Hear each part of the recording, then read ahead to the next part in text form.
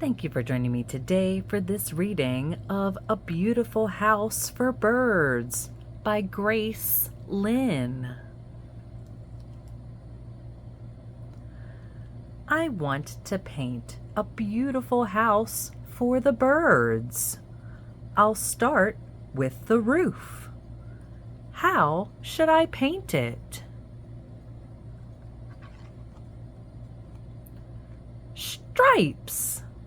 Pink and green, and pink and green again. A pattern. What color should I paint next? Pink. Oh, hello, birds. Oops! Now what? I know.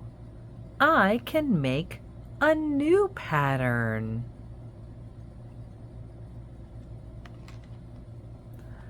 Welcome home, birds!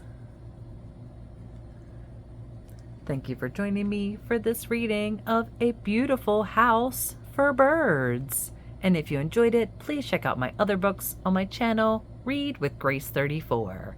And don't forget to like and subscribe.